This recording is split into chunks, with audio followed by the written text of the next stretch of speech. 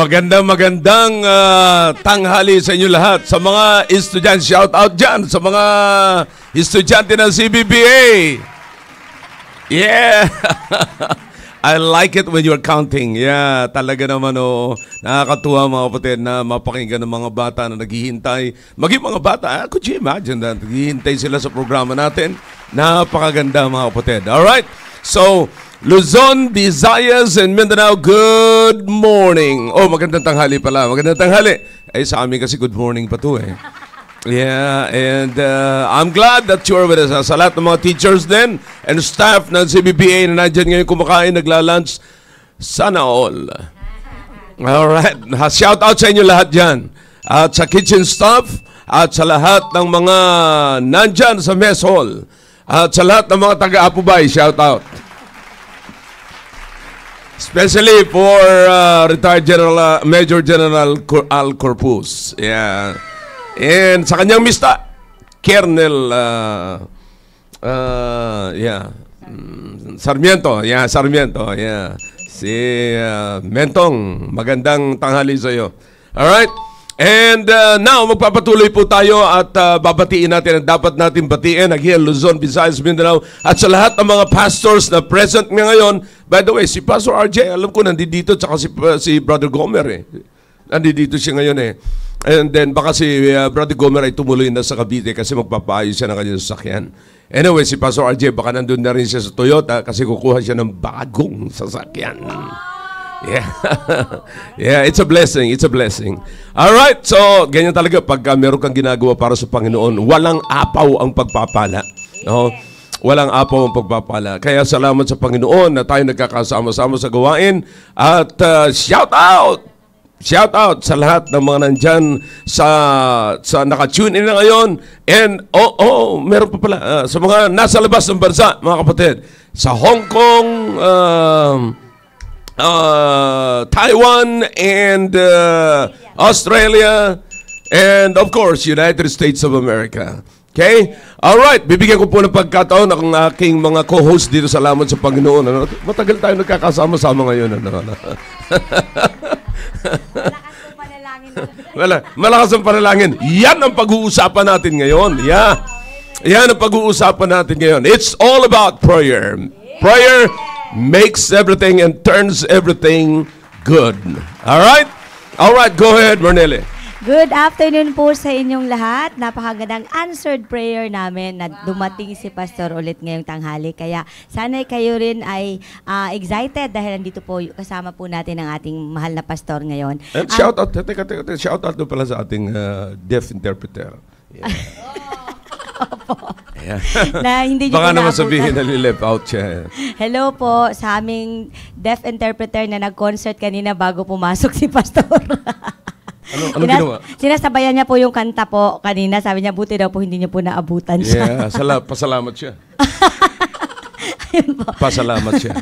Good afternoon po kay Sir Ian Juarez. Nag-online na po siya at si Ma'am Chona. At sa lahat po ng viewers natin, ng mga suki po natin dyan sa Davao City, si Ma'am Imelda, maayong udto kaninyong tanan. And sa lahat na nanonood, si Ma'am Lois na magre-review mamaya mula sa Paris, France. Si Ma'am Flor na nasa Japan. Nire-review niya po ito, Pastor, kapag hindi po siya nakapanood ng live. Kala ko may exam siya. Hindi po. Magre-review niya po ito. Kaya hello po sa inyo. Thank you po for watching always our show. Again, Tuesday. Panahon at oras ng ating mga ina ng tahanan, mga asawang babae. At ngayon, ang araw na kung saan ay hihintayin din namin ang mga comment ninyo dito sa ating comment box. Dahil talagang isang pagpapala muli, nakasama natin ang ating mahal na pastor. Talagang sabi ko nga, lakas natin mag-pray. Last Tuesday lang sinabi namin, Sir, we were praying na makasama namin muli kayo next Tuesday. At talagang isang pagpapala muli. At salamat sa mga nakita ko na yung taga Batangas natin dyan. Sir Ian Juarez and Chona. Hello. Si Ma'am Sheila, si Ma'am Vivian Tandoy at si Ma'am Genevieve Gaan. Mga tarlak natin to.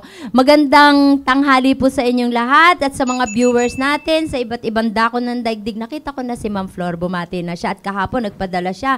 Grabe sir, ang snow, ang lampas tao na sa kanila. Yeah, grabe. Yung Sabi mga ko nga, baka local. makasaglit ako eh. Wow! Kahit Abangan ano lang, mo. Kahit ano lang, kahit yung tag nito, tourist visa lang, yung ano lang, one Yung time. single. Oo, di ba Single madaling kunin yun? entry. Hindi, dapat personal appearance talaga. Yun lang, kung pwede nga lang ako mag-a-apply. Sige, Yun lang. sige. Pero darating at darating Pero yan. kasi gusto kong habulin yung snow eh. Opo, opo. I like it. I like Kahit it. kinapulin, sir. Meron na rin sa kanila. Sabi nga, ang lakas ngayon na snow sa kanila. Dati hindi masyado ramdam. Umuulan lang. Pero ngayon, nasa ground na rin. Oh, kaya, wow. Opo, kaya talaga ngayon, Talagang global very warming. inviting ang Japan, ano? Pinakamalapit na pupunta na talagang may snow. Palagay ko yung snow ang ginagamit ng Panginoon para mabigyan ko ng attention ng Japan. Yan. Marami na kinakabahan ito. Baka hindi nanonood ang kinakabahan pa. Hindi, may nanonood pero papasahan nila sa ng ano. Ayan. At saka yung mga taga-Hong Kong natin dyan. Hello, appear naman kayo dyan. Baka nasa kon pa siya, no, bisi-bisihan pa. Pero nagre-review yan. At lalo na si Ma'am Noyce Navarro, malayo yan. Pero oras ng kanyang trabaho ngayon, o oras ng tulog ba ngayon nila? Kaya, oo, lagi naman siyang nagbibigay ng comment after niyang i-play yung replay ng ating si Ma'am Tang, andito na rin. Ayan, sino pa yung mga hindi natin nabati na ating mga mission dito. At sa mga babati pa, uy, nakita ko yung aking lalababs. Hello, Brother Noel. Hello. Anong ginagawa mo ngayon? Umalis ako. Ay, pumunta ka dito. Dito si Pastor. Halika. Welcome ka.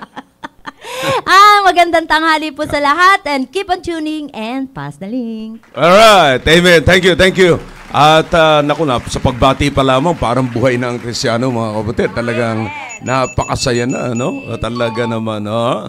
And mabuti, nakaka-monitor ka. Si Joan, si Toto.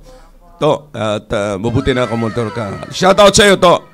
Alright, mga kapatid, ang ating usapin, pinagpapatuloy po natin yung ating usapin patungkol sa commitment, you know.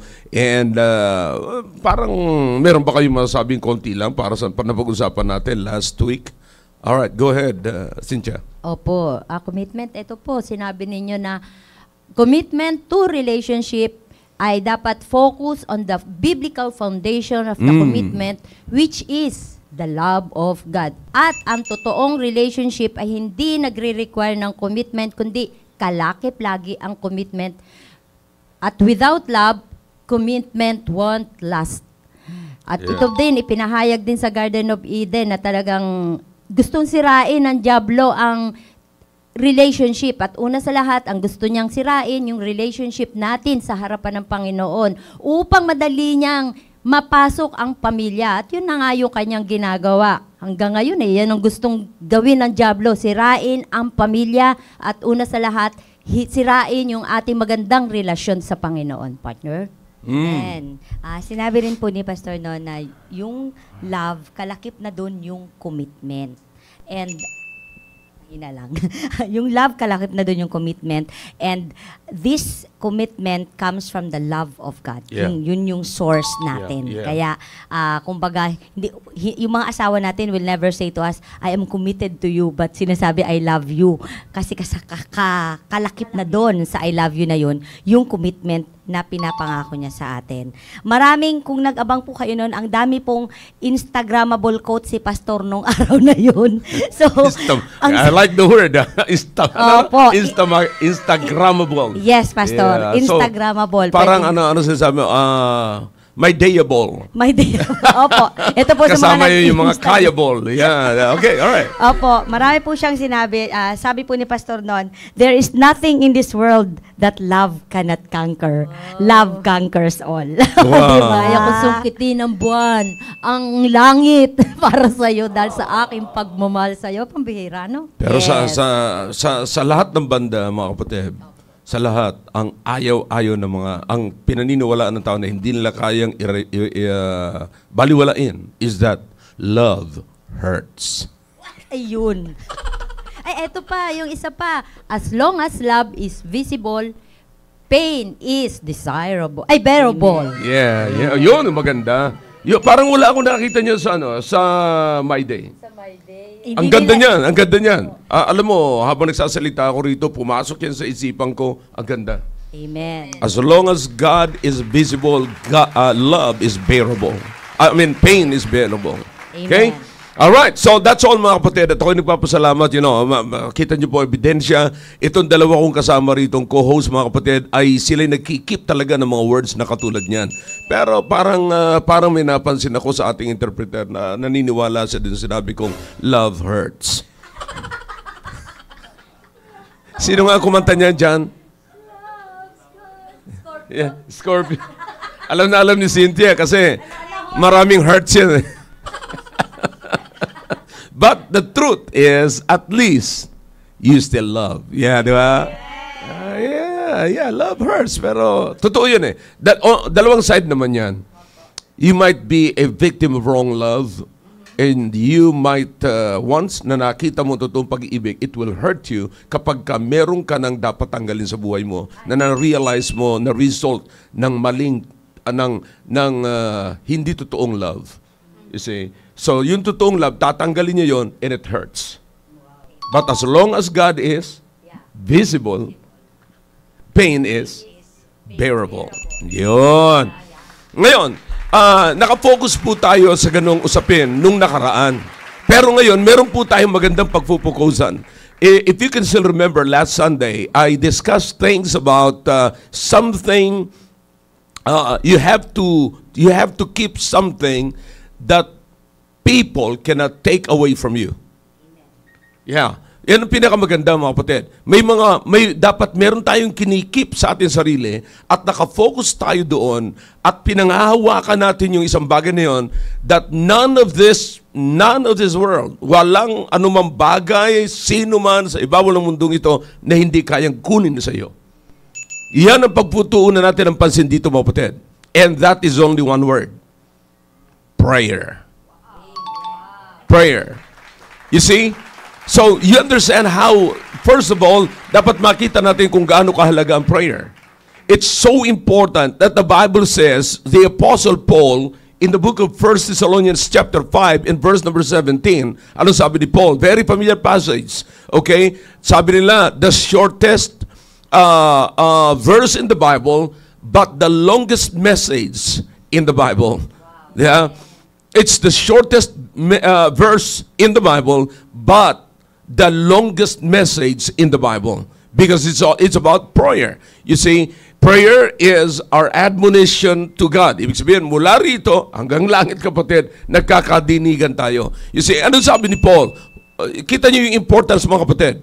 Pray without ceasing. Okay? May nakita na ba kayo ng mga bagay na sinabi sa Biblia na wag mong tatanggalin? Na talagang, word for word sinabi sa Biblia na wag mong tatanggalin other than prayer. So it's so important because anong nakaraang Tuesday, pinag-usapan natin ang relationship. Commit to relationship. Alright? Commit to relationship. Alright? Now, what is the very thing that ties, di ba, the relationship, mga kapatid? Ano yun? Ano yung main thing na yun? Ano yung pwede natin gamitin at maging material natin para ang relationship ay tumagal? Okay? Prayer. Now, you'll notice na ang relationship natin sa Diyos ay dapat, mga kapatid, kinakailangan na ito po ay hawak or hold ng isang napakagandang pamamaraan. Walang iba kundi ang communication. That's why prayer is our way of communicating to God. That's prayer, mga kapatid. So, kinakailangan na ang panalangin, mabigyan po natin ng pansin. Ma-focus po tayo sa panalangin. Because it brings us into a close relationship with God. You see, it brings us to a close relationship with God. Wala nang ibang pwede pang magdala. Sasabihin natin, nagso-soul winning naman ako, pastor. Yeah, pero yung soul winning mo ba ay meron kang ginagawa na nakikipag-communicate ka sa Diyos? Pwede ka mawala sa soul winning eh. You see? Well, nagcha-church ka, pero what is coming to church? What is attending services, kapatid? Without prayer, without communicating to God. You see, imagine that you can hear the Word of God, but you cannot talk to God. Huh? God is talking to you, but the problem is you're not talking with God. You see? So, imagine niyo yung mga pangyayari nito. Kaya, mga kapatid, to keep the relationship is to keep the prayer. Keeping prayer is keeping relationship. Oh, maganda na naman yon. You see? Keeping prayer is keeping relationship. Okay? So, kaya nga po, mga kapatid, dapat makita po natin ito. So, pag nananalangin ka, tingnan mo sabi ng Biblia, sabi ni Paul, pray without ceasing. Sasabihin ba ni Paul na pray without ceasing kung hindi importante ang prayer? You see? So, imagine that you can talk to God anywhere, anytime. So, that's the pattern. So, the Apostle Paul is giving us here a pattern, kapatid. Binibigyan niya tayo ng pattern ng magandang relationship sa Diyos. Because if we can make our pattern, if we can make a relationship with God a pattern for our relationship with our wife, with our husband, and with our family, kapatid, boy, what a great relationship. Di ba? So, naunawaan nyo na kung yung prayer, communication ay napakagandang pattern ito sa relationship na natin sa Diyos. Pattern ito, yung relationship natin sa Diyos is through prayer, pinapahayag ng prayer, and then yun pong relationship natin sa family natin, sa husband or wife natin, yan po, mga kapatid, ay nakapattern doon sa relationship natin sa Diyos. That is what? Anong makikita mo? Anong magandang pattern po doon? Is that you communicate without ceasing. Alright, tingnan nyo mabuti. Yung prayer, if prayer is communication, tanggalin nyo yung prayer, palitan nyo ng communication. Communication without what? Ceasing. Do you think it will help you? Do you think it will help your relationship? O pag hindi mo pa inisip yan, may problema ka sa pag-iisip. Yeah. That's what I mean. I really mean that. Yeah. Kapatid, pagka anumang relationship, kapatid, na tinanggalan mo ng communication, it will die down. Yeah. I'm telling you. That simple as that. Simple as that. Okay? Now, so sa makikita nyo, sabi ni Paul dito, pray without ceasing. Communicate to God without ceasing. Why is that? Alam naman po natin, every day, from time to time, we need God. Somebody must say, I cannot live in this world without God. I cannot live even 1 minute of my time without God. You see, now, people are so proud because of, they got money, they got all of this, Pero ang problema, mga kapatid, totoo niyan, you see, bigla-biglang darating ang panahon, mga kapatid, boom! Nawawala ng bisa yung pera, nawawala ng bisa lahat na pinagtuunan niya ng pansin because there is something na hindi na kayang kunin ng pananalapi at ng mga material possession po natin. You see, at ang may kakayanan lamang na gumawa niyan is God. Now, kung ang Diyos ang may kakayanan lamang na gumawa ng hindi natin kaya at hindi kayang gawin ng mga material possession natin and even our education, then we really need to communicate God. We really need to establish a good relationship with God so that through communication. You see, through prayers. Kaya nga pinakamaganda rito, sinabi ni Paul, pray without ceasing. Talagang walang puknat. Wala talagang, yung sinasabi natin, colloquial na pananalita, pero walang tigil. Yan ang ibig sabihin, walang tigil talaga. Alright? Now, you see, there's another passage, mga kapatid. Makikita natin, pag tinuloy niyo po ito, mga kapatid, sa prayer na yan, sa chapter 5, okay? Now, in everything, verse number 18, in everything give thanks, for this is the will of God in Christ Jesus concerning you. You see that? So pray without ceasing. Now, there are so many things in your life that you should be thankful to God. Amen. Did He wake you up this morning? Did He give you a good sleep? Pero kung hindi ka man binigyan, ako talaga, many times in my life na talagang all day, wala talaga akong tulog. Wala talaga akong, all night. Wala akong tulog, mga kapatid. Pero alam niyo, mga kapatid, pag gumising ako sa umaga, parang ang haba ng tulog ko. So, who's giving me the strength? God. God is giving me the strength. God is giving me the joy. God is giving me the excitement, mga kapatid. So that's why I'm thankful to God. Imagine, sabi ko nga sa inyo, wala na akong tulog, but I can still preach on Sunday morning. Wow. All night of Saturday, wala akong tulog. Wow. Yeah. All night. Pero pag nakabihis na, parang sigla-sigla ko. You see, I'm excited for the service. I'm excited to preach. I'm excited to proclaim the Word of God. Why is that? Because Diyoso ang nagbibigay. Ngayon, so makikita na natin dito ang kahalagahan, mga kapatid, ng panalangin. So paano natin ito i-apply sa ating commitment sa relationship? Okay? Tandaan po natin that prayer changes everything.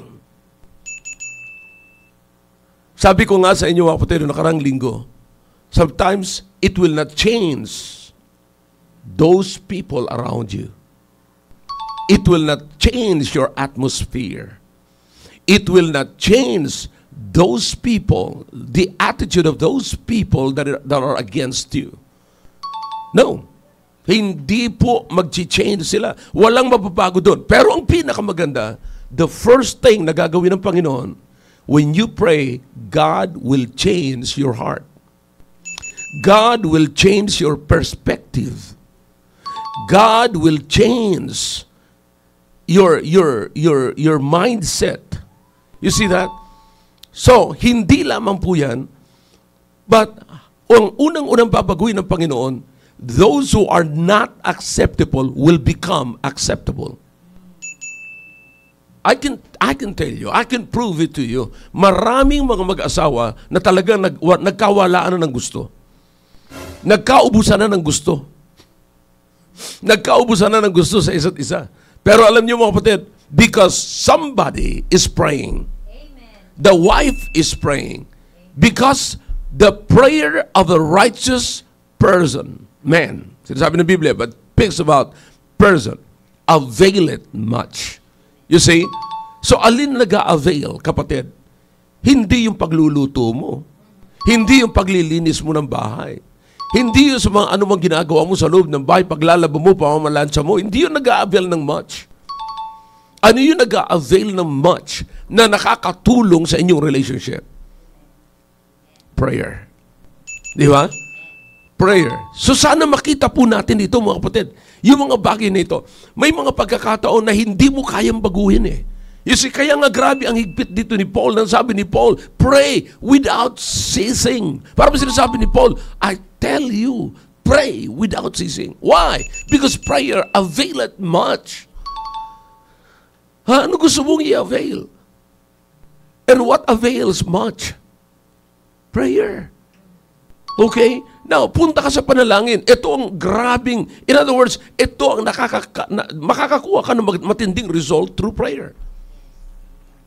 Hindi ka makakakita ng matinding result by your effort outside prayer.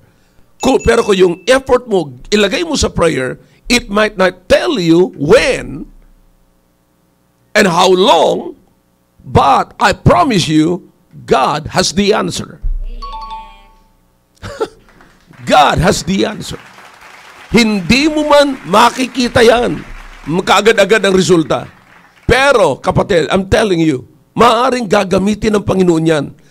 Ang panalangin ng tao, ng isang may problema, kapatid, ang panalangin, pagkipag-usap mo sa Diyos, ang pakikipag-ugnayan mo sa Diyos, tandaan mo ito, it will change everything. Akalain mo kung sinong kaugnayan mo. Akalain mo kung sinong kinakausap mo. Lumikha ng langit at lupa na may control sa lahat. Kaya niyang kontrolin, kapatid. You see that? Now, siya ang kausap mo. Ang kailangan lamang natin is to pray. Kaya if you want to see the result, pray without ceasing. Don't stop praying. Don't stop. You see? So, again, kapatid, wala na talagang pwede pa other than pray. You see that? Now, listen. Alam nyo, mga kapatid, listen to me now. Ang alam nyo, sa atin simbahan, ini-encourage ko na bawat pamilya ay magpipray. At ako na may nakikita ko. Nakikita ko yung mga pamilya nagpipray.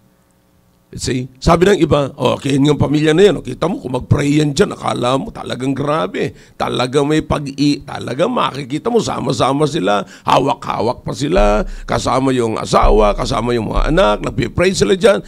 Bakit nagkakaganyan pa sila? Yan ang nakikita natin, mga kapatid.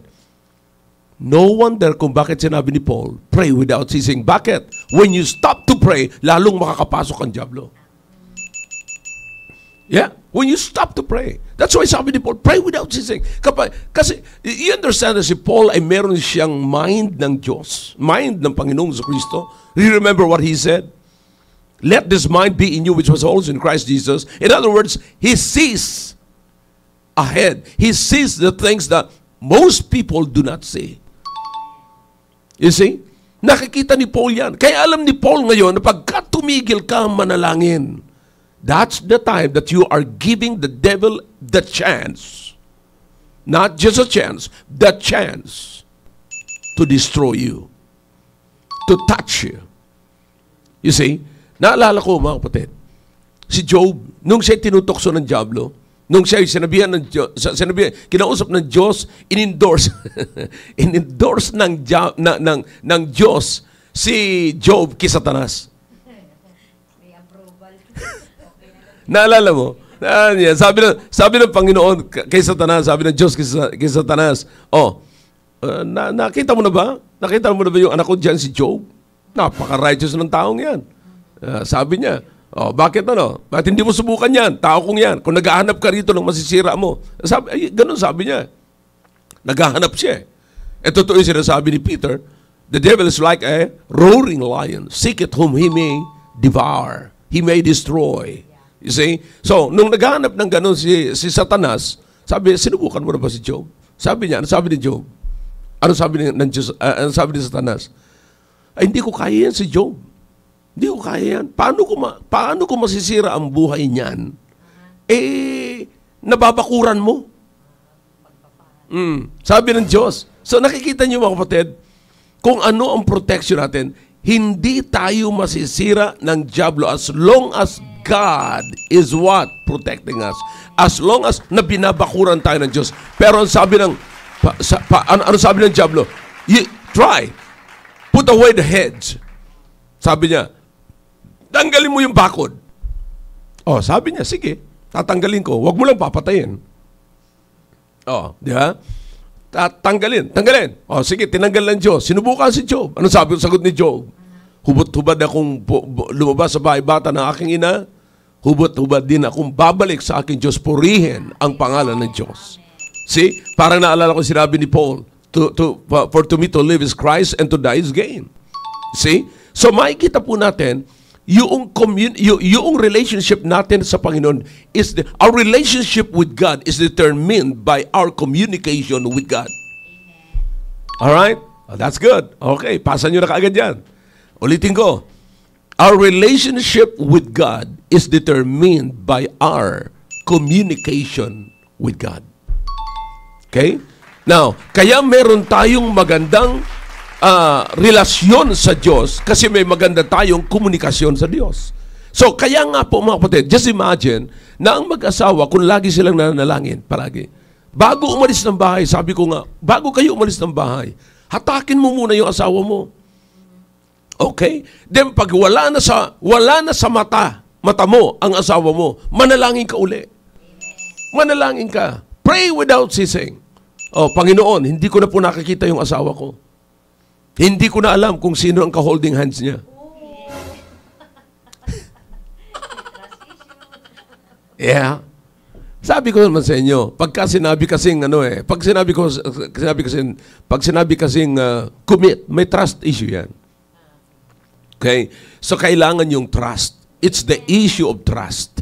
Okay? So, pag sinabi kong trust issue, it's the issue of trust. Okay? Wag yung bibigyan ng ibang meaning yun. Okay? Now here's the thing, kapatid. Kaya nga kinakailangan tayong manalangin na walang patid. Kaya, alam nyo, as we pray, mga kapatid, do you understand that as we pray, the Holy Spirit is also working? That's why you will notice, mga kapatid, that as we pray, the Holy Spirit is working. You see that? Tandaan natin, the Trinity, you see, the Trinity is working. Do you understand that in our Christian life, the Godhead is working? God the Father is working, God the Son is working, the Holy Spirit is working. Kaya nga po ang sabi ng Biblia, mga kapatid, quench not. Mapapansin nyo sa context, sinama yan ni Paul. Quench not. Now, because somebody is praying, listen, makinig po tayo ng mabuti, mga kapatid, sapagkat sa panahon na meron kang parang nararamdaman, sa panahon na parang meron ka ng gustong gawin, okay, tandaan mo ito, somebody is praying for you. Okay, ulitin ko, baka ma-miss nyo yan. Okay, so mapapansin nyo ito, mga kapatid, merong parang hindi mo naiisip, biglang nag-pop up, boom! Biglang nag-pop up ba, na parang nasa reel?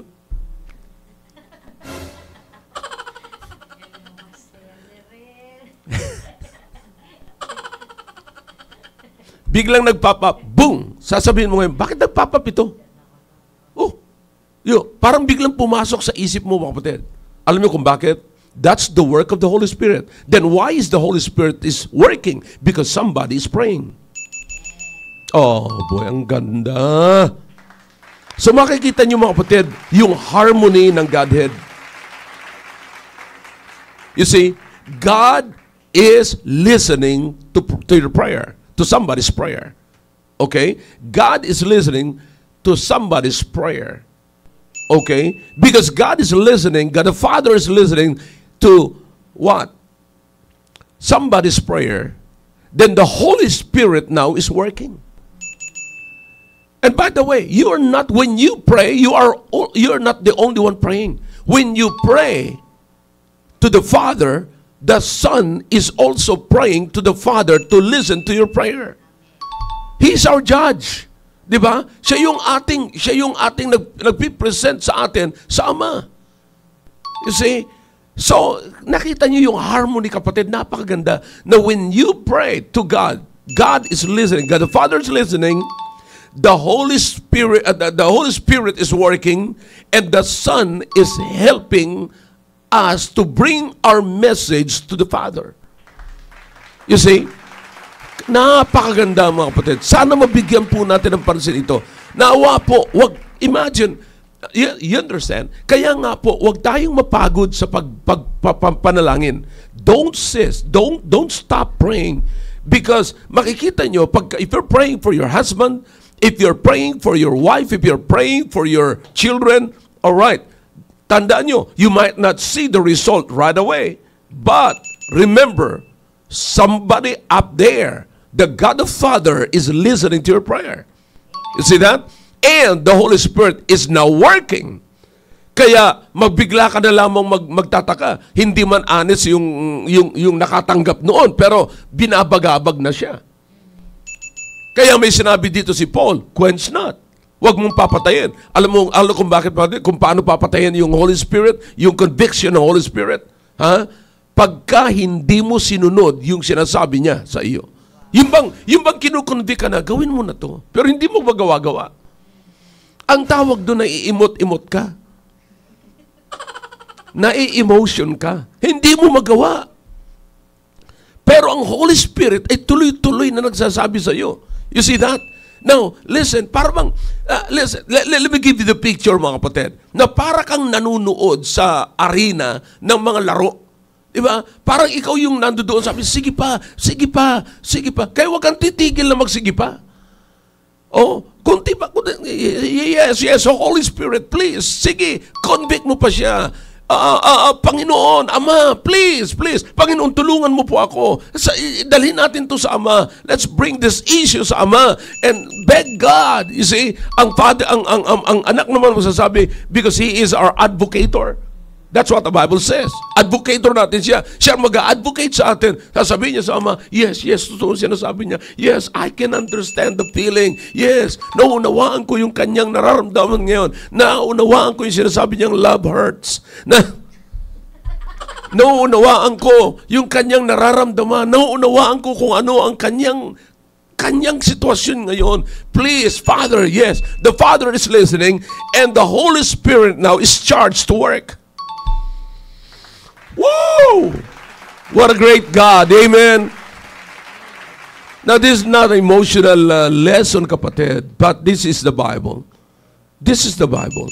Kaya sana makita po natin na habang wag nating tapusin, kahit na kunti-kunti lang, Panginoon, wag. Keep God in your mind.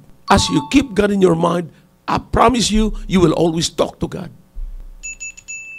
Lagi kang makikipag-usap sa Diyos. Pagka ang Diyos ay lagi nasa isip mo, ikaw, lagi ka, hindi, you don't need to close your eyes. You don't need to kneel down. You don't need to put your hands together. No, hindi mo na kailangan yan. Ang kailangan mo lang is your words, Lord. Okay? Kaya ugaliin po natin with your husband, wives, with your husbands. Okay? Pray before you go to bed. Pray when you get up from the bed. Pray for him before he leaves the house. And then while he is out, mga kapatid, all right, pray. Pray. You see? Panalangin. Habang you keep him in your mind. Makikita niyo, kapatid, God will use other people to convict him. Gagamit ang Diyos ng mga tao para ma-convict siya. Gagamit ang Diyos ng mga tao. If he keeps on lying, you know, ang Diyos ang gagamit. Hindi mo na issue yung listen, I'm almost done. Huwag mong gawing issue at patagalin yung sasabihin mo sa kanya, nagsisinungaling ka, no? Ay, kasi sinungaling ka. Kung ano nang sasabihin mo, ano nang i-charge mo, anong i-accuse mo, kalimutan mo yan. Huwag kang mag-focus dyan. Mag-focus ka sa panalangin. Sapagkat the more na sinusumbatan mo ang iyong asawa, kahit na totoong nagsisinungaling yan, ay patutunayan niya ang kanyang pagsisinungaling na parang hindi pagsisinungaling. But listen, who can lie in the presence of God? Wala.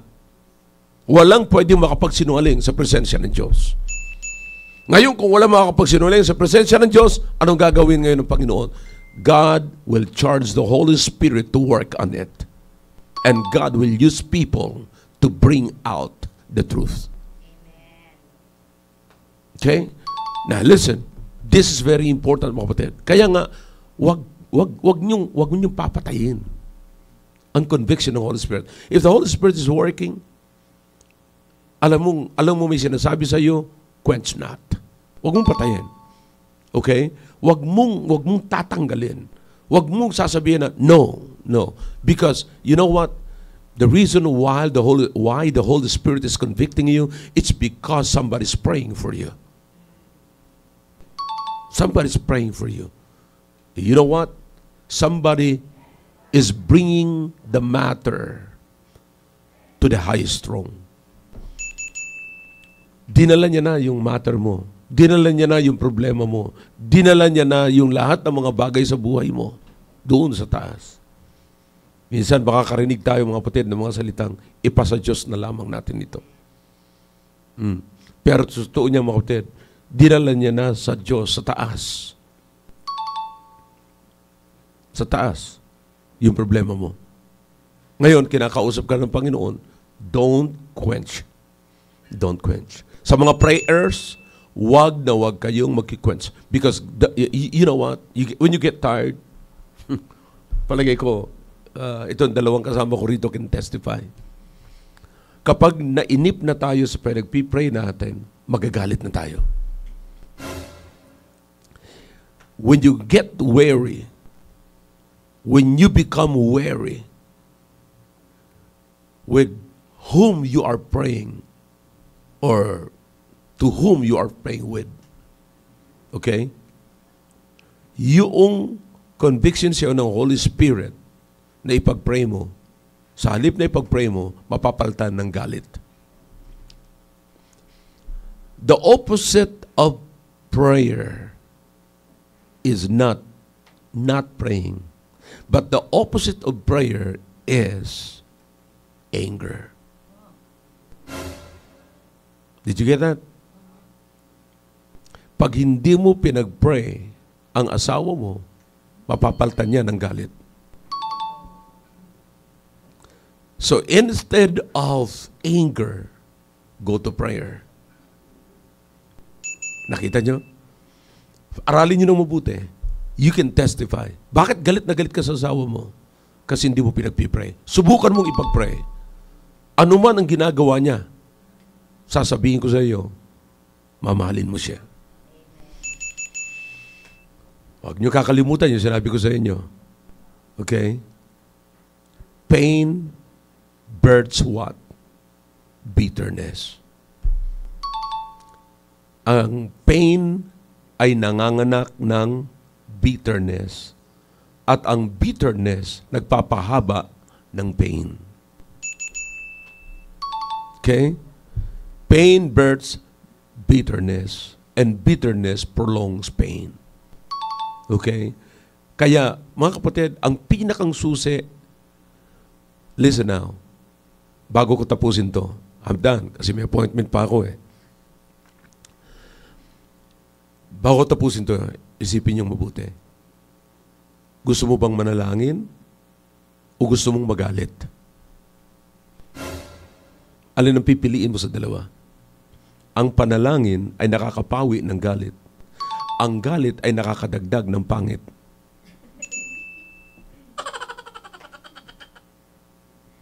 Yeah. Ang panalangin, yan, may day nyo na. Ang panalangin nakakapawi ng galit. Ang galit nakakadagdag ng pangit. Yeah. Listen to me now. Here's the thing, kapatid. No, I'm very serious about this. No, kasi the only way I know, if somebody is praying for you, I know the Holy Spirit is convicting you right now. Right now. I said right now. Stop rebelling against God. Stop quenching the Holy Spirit. Do you understand the only thing you need is to listen and obey the conviction of the Holy Spirit in your life. Because when you obey, you know it right now. You know it right now. The only thing you need right now is to forgive those who hurt you. See, I know the Holy Spirit is working right now. Naririnig mo minsaheng ito eh. So somebody's praying for you. I know there is someone, or if not many, at least someone is praying for you. And that person that is praying for you is the one who truly loves you. Ngayon, yung panalangin niya nakakarating sa Ama, and ang Ama ay nakikipag-usap sa Holy Spirit, and the Holy Spirit now is working in your life, telling you to forgive. Convicting you to forgive. Ngayon, ang tanong ko ngayon, will you obey or will you quench the Holy Spirit? Will you obey the Holy Spirit or will you quench the Holy Spirit? Saan ka ngayon? Alin ang gusto mong i-maintain? Kapangitan o kagalakan? Ang kagalakan ay bunga ng kapatawaran.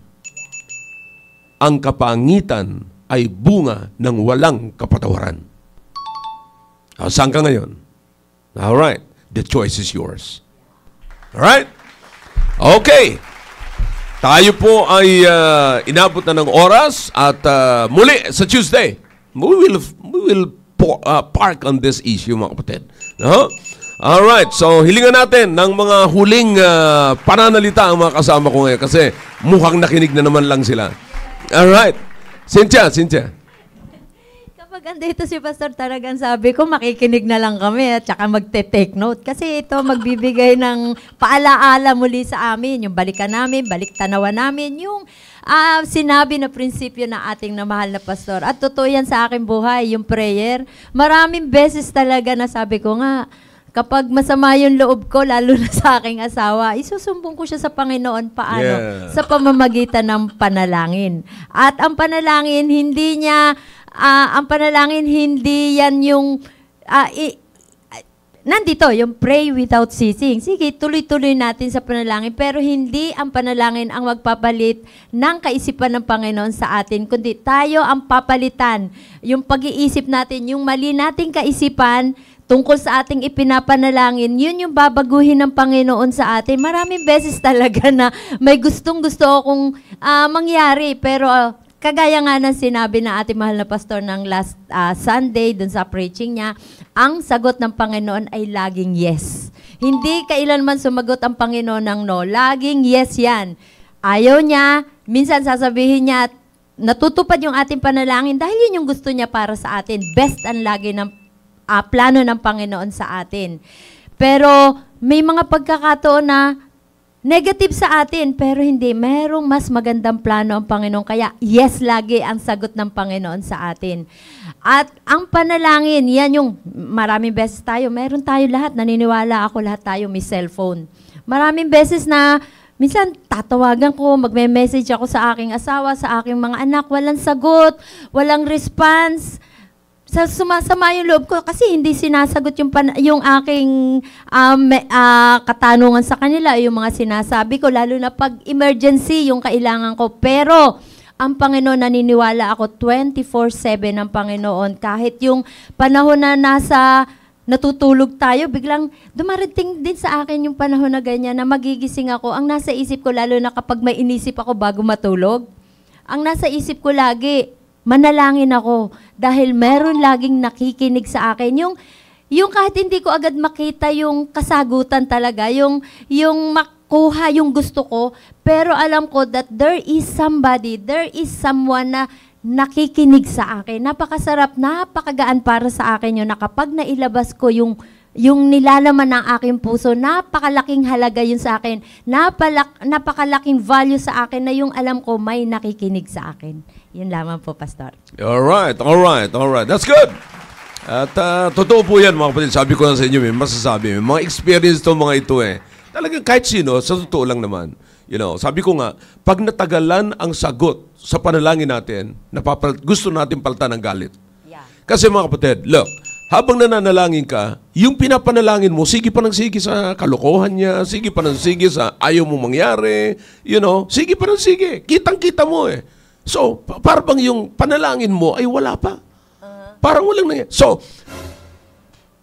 sabi ni Paul, don't stop praying because when you stop praying, yung nakikita mong yan, mapapalitan ng galit yan. Totoo yan, sir. Yeah. Oh yeah. Totoo. Matagal-tagal na tayo sa mundong ito. Totoo po. Matagal-tagal na rin ako nagpapastor. So, kita ko lahat yan. Kaya makikita nyo, hindi naman pwedeng magsama mga kapatid na while you are praying, galit ka na. It should not be that way.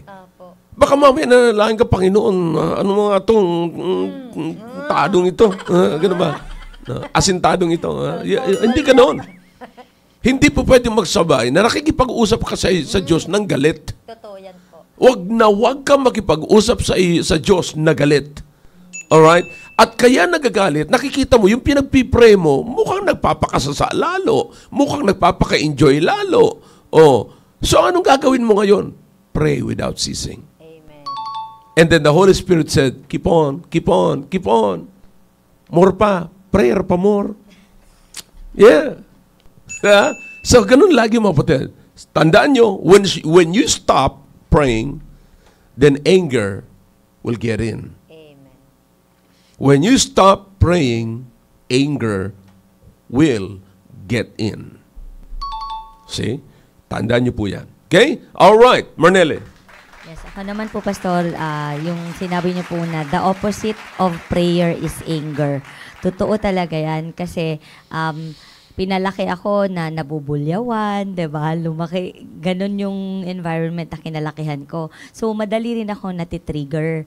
But through time, si Julian na mismo ang nagsabi na iba ako. And it was all by the grace of God na, kasi po, hindi ka na, nagagalit ka pa rin, pero nasasara mo yung bibig mo. Totoo yan. So, a lot of people are asking me kung paano ako nagsusurvive ganyan sa mga, syempre po sa military life, ang daming nangyayari ganyan as a military wife, yung mga namimit ko na mga wives. So, yun pong isa, na hindi isa, yun talaga ang sekreto. Manalangin ka, not just especially sa husband mo, kapag lalo na hindi kayo magkasama, ganyan. Kung meron kayong hindi pagkakaunawaan, pinapanalangin nyo rin yan. Sama yung sinabi ni Pastor na hindi siya nasasagot agad. Hindi rin na ako naghahanap ng kasagutan agad. Pero naa-amaze po ako kasi mismong si Julian ay magsasabi, pinag-pray mo ako, no? Ewan ko, kasi hindi naman latest na prayer, Pastor eh. May sinagot ang Panginoon na prayer ko, pero alam ko, matagal ko na yung pinag-pray. Yeah. So, how much work kung hindi mo tinitigilan? Opo, sabi ko, hala, amazing. And indeed, nangyayari talaga. So sabi ko, Lord, grabe, yung lahat ng prayer na na parang sabi ko, dapat mag-pray na naman ako for other things. Kasi may nakikita ka na every time, may makikita ka. And along the way, ikaw talaga yung nababago. Kasi kunwari po, nagpipray ka na gusto mong magalit. Ang ending po, sa akin po, tinatanong ko lagi sa Panginoon, Lord, ano yung gusto mong matutunan ko dito? Ano po yung lesson dito? Ganun po kasi ako ever since I was young. Titignan ko lagi yung lesson na I will always find a way na maging masaya pa rin ako kahit dun sa very challenging na moment. Kasi alam ko, kaya nga isa to sa paborito ko yung etong katabi niya na verse, yung rejoice evermore, and yung etong in everything give thanks, talaga pong in everything give thanks po talaga yung naging buhay ko all through those years. At nagpapasalamat po ako dun sa lahat ng lessons po sa pulpito at dito sa program. Kasi nga po, di ba po, for the longest time, ang dami kong iniisip, ganyan. Pero dahil po dito, pag nagpipray ka kasi, nakikipag-usap ka sa Panginoon, nakikipag-usap din yung Panginoon sa'yo through the readings sa Bible na nakikita mo, nakukonvict ka talaga na kung kailan dapat kang tumahimik, tatahimik ka. So, yung peace, Pastor, the peace that passeth all understanding comes only in prayer. Yun po. Great. Okay? Alright, so mga kapatid, inabot na po tayo ng oras at next Tuesday, babalikan po natin yung issue nito. At marami pa po tayo. Alam nyo, napakagandang bigyan po ng pansin talaga natin ito. At sana makita ng marami kung ano ang purpose at ano ang result ng mga nananalangin na pamilya sa altar. Okay? Na sama-sama mga kapatid. Huwag kayong ma-discourage kung hindi nyo pa nakikita ang result. Sapagkat hindi, kaya nga sinasabi ni Paul, pray without ceasing. Okay, sabi niya kung ilang beses ko na ito pinag-pray, Pastor, pero parang walang nangyayari. Ano sabi ni Paul? Pray without ceasing. Okay, tandaan niyo po, ako'y pastor, guided ako ng salita ng Diyos. This is not my word. This is not my opinion. This is the word of God in the Bible that is approved by God Himself. Okay, all the scripture is what? Given by inspiration. Okay, approval ng Diyos. Okay? So, kaya hindi natin, mga kapatid, ito dapat mawala sa atin. Okay? Maganda yun. Sinabi, ibaba mo nga ng konti. Ibaba mo ng konti. Yan. Si Jessica Diga Mendoza, sabi niya, the one who is praying for you is the one who truly loves you. Ako nga pala nagsabi niyan. Okay. Alright. Yeah. See, tama yan, mga kapatid. Okay? Alright, so inabot na po tayo ng oras. Kaya next week, tune in mga kapatid. At ipasa nyo pa ang link mga kapatid. Ngayon yata, may nakita nyo kung ilan tayo? 114 daw kanina. May nagsabi sa akin. Okay. Well, anyways, we're bringing back the people here, kapatid. So, kaya sana marami nang kailangan nito. Ipasa po natin ang link. Nakakaawa sila. Kayo, you all have the chance na makarinig ng ganito. Pero paano yung iba? You see? So, yan, maganda yung sinabi ni, yung ni-reiterate ni Brother Andy. You see, our relationship with God is determined by our communication with God. Okay? All right, that's good. All right, kami po yung magpapaalam na at muli salamat sa inyo pong pakikinig. Luzon, Visayas, Mindanao at sa lahat sa mga kapatiran, mga preachers, pastors na mga missions na nandiyan ngayon sa link po natin. Maraming salamat. Sana maituro nyo ito, ma-reiterate nyo, maulit nyo ito doon sa inyong mga members. Kailangan talaga ang kahalagahan ng panalangin. Okay? Alright, maraming salamat po at Luzon, Visayas, Mindanao and outside the country, Hong Kong, Taiwan, and America, and Australia. Alright? And sa iba pa mga kapatid, no? Sa Iran, Iraq, and doon sila Brother Noel, di ba? So nakikinig sila. All right? Salamat. 91 wives sa lahat ng mga class 91. Mga miss, shout out sa inyo diyan. Sa lahat ng mga class 91. Thank you for tuning in. At ganun din sa, of course, sa lahat ng class. May sandigan class. Yeah. Sa lahat mga kapatid. Thank you. And I'll see you on Tuesday.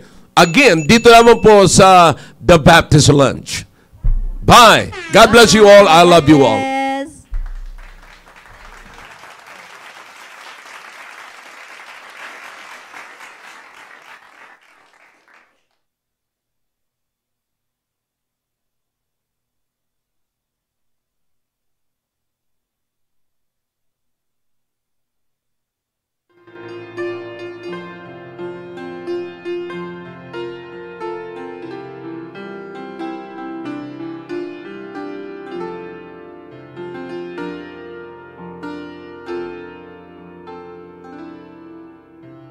Once I was lost in the darkness,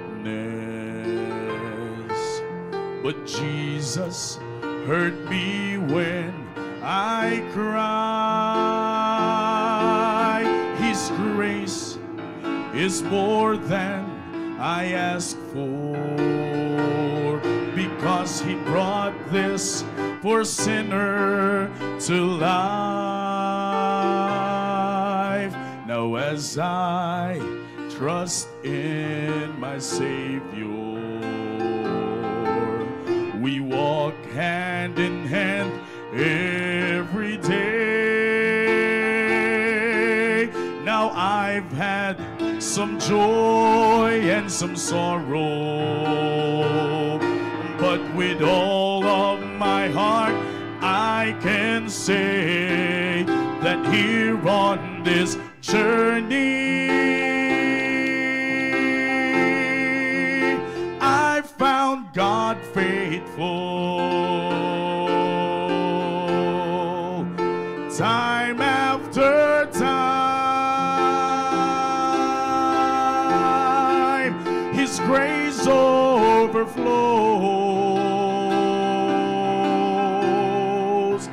Every need is surely met. Jesus has never failed me yet, 'cause He's been so good and I have been blessed. God has been faithful.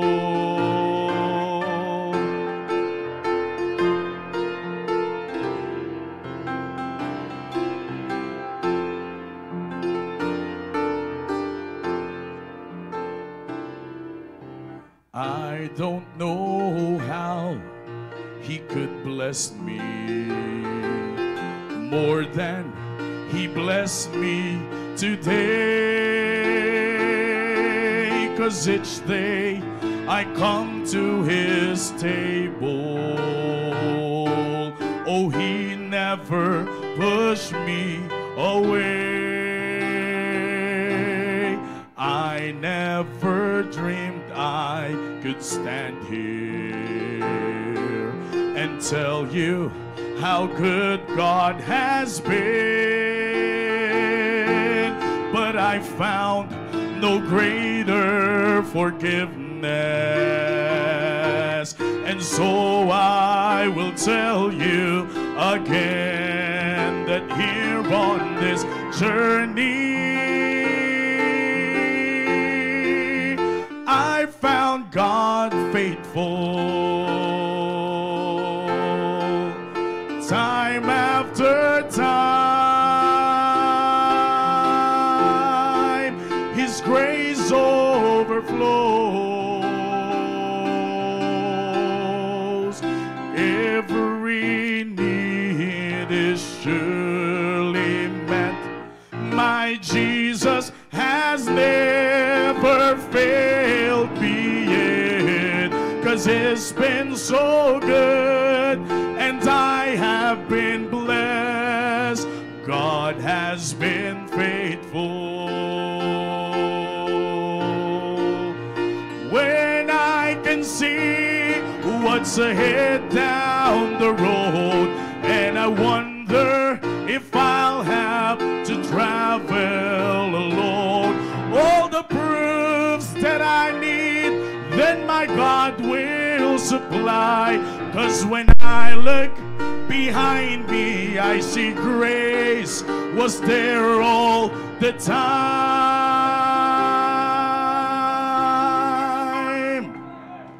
Here on this journey,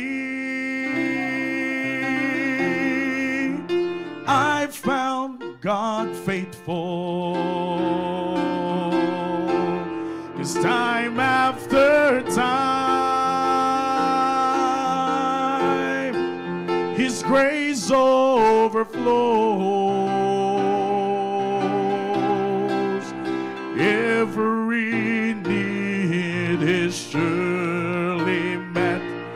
My Jesus has never failed me yet. He's been so good and I have been blessed. God has been